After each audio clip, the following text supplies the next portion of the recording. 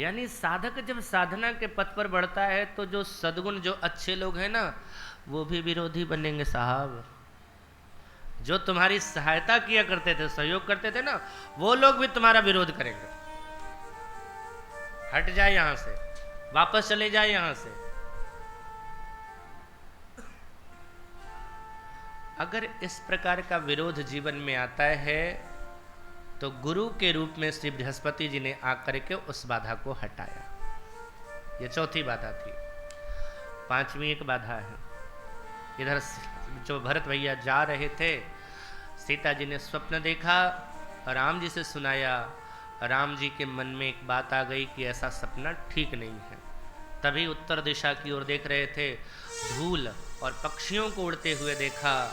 कुल भीलों ने आकर के कहा चतुरंगिनी सेना है, अयोध्या की सेना है, भरत आ रहे हैं सेना को लेकर के। ये सुनते ही लक्ष्मण का हृदय क्रोध से भरा। उठाया धनुष। मैंने तो सोचा था ये भरत शीलवान है, लेकिन राजपद प्राप्त करके ये भरत भी अपनी शीलता का परित्याग अपनी औकात पर आ गया ये। लेकिन भूल गया राम के साथ अभी भी लक्ष्मण है। आज उसको उसके भाई के साथ इसी सम्रांगण में सुला करके रख दूंगा। ये पांचवी बाधा है किसी साधक का। जब तुम्हारे खुद के अपने परिवार वाले तुम्हें मारने के लिए तैयार हो जावे, डांटना फटकारना तो दूर बात, अलग लोग नहीं बल्कि तुम्हारा अपना, ये भी तुम्हें मारने के लिए तैयार हो जावे ना कि इसको मार देंगे, समझ जाना ये बाधा आई है उस ब्रह्म को। और ये अंतिम बाधा है। और इस बाधा का साधक नहीं हरण करता है, इस बाधा को भगवान स्वयं हटा देते हैं। आकाशवाणी के माध्यम से लक्ष्मण को समझाया गया। लक्ष्मण ने प्रणाम किया, भगवान कथा में बैठ गए। उधर से भरत भैया आते हैं।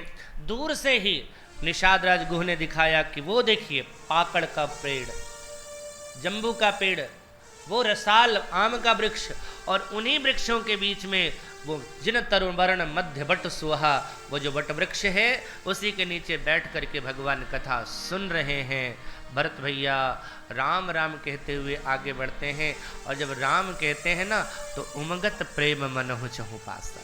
जब कोई भक्त भगवान का नाम बोलता है ना, तो भक्त नाम तो साहब सब लोग बोलते हैं, नाम हम भी बोलते हैं, नाम आप भी बोलते हैं, और भगवान का नाम चैतन्य महाप्रभु भी बोला करते थे।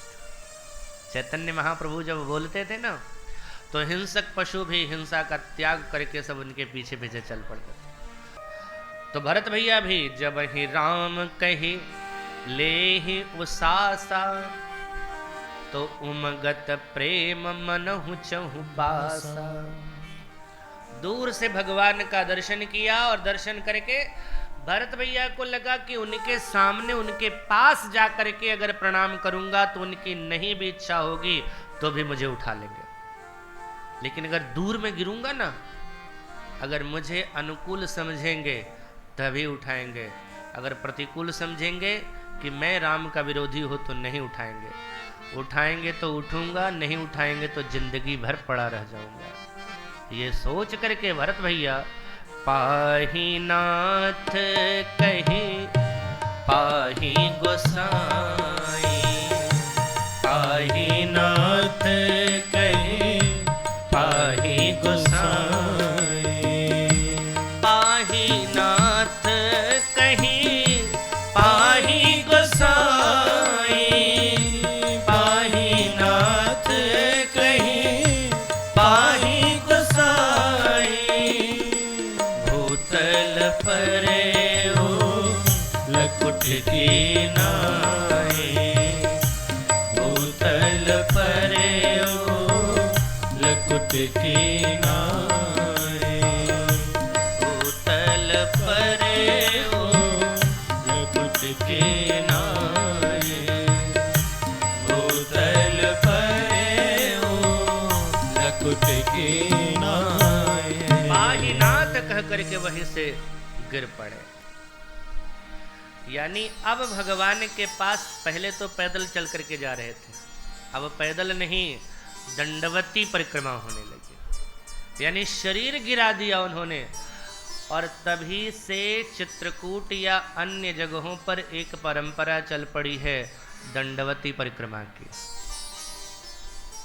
शरीर पहले पैदल चलते, अब शरीर गिरा दिया। और चित्रकूट में कामदगिरी की परिक्रमा, ये जो शरीर से गिर के बार बार, आप लोगों ने देखा होगा, कुछ लोग तो पैदल चलते हैं और कुछ दंडवती प्रणाम, फिर लाइन खींच दी, फिर वहां से फिर आगे, यानी पूरा शरीर नाप करके चलना। इसी तरह से जब गिरे हैं भरत भैया, राम जी का ध्यान नहीं, ऐसी बात नहीं कि ध्यान नहीं है, बल्कि जानबूझ करके ध्यान नहीं दे रहे हैं। क्यों? क्योंकि आज मेरे भरत के लिए मेरे लक्ष्मण ने, दोनों तो मेरे ही हैं, लक्ष्मण ने आज मेरे भरत के लिए कुछ कहा है। और जब तक भरत के प्रति, भरत के लिए लक्ष्मण के हृदय में प्रेम नहीं जग जाएगा, तब तक मैं नहीं उठूंगा। भगवान अनजान बन करके बैठे हैं, लक्ष्मण जी की नजर पड़ी भरत भैया के ऊपर, भरत प्रणाम करत, और जब देखा तो लगा कि क्या करूं, सत्संग में भगवान बैठे हैं, अगर बोलता हूं तो अपराध है। कोई सत्संग कर रहा है ना, अगर उसका ध्यान सत्संग पर है तो उसको बाधा नहीं पहुंचाना चाहिए।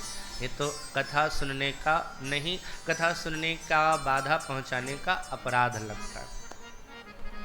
लक्ष्मण जी को लगा अगर बोलता हूं तो मुझे पाप लगेगा, और नहीं बोलता हूं तो भरत के जैसा भक्त पड़ा रह जाएगा।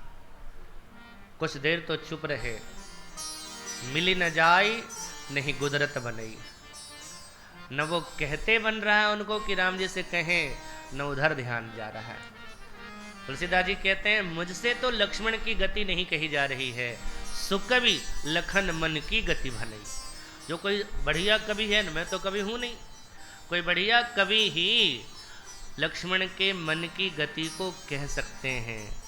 हाँ, अंत में मुझे इतना ही पता चला, रहे राख सेवा पर भारो। लगा कि अगर मैंने ना कहा तो भक्त भरत पड़ा रह जाएगा, कहूंगा तो मुझे अपराध लगेगा, मुझे अपराध लगे वो स्वीकार है, लेकिन भक्त जमीन पर पड़ा रह जावे वो मुझे स्वीकार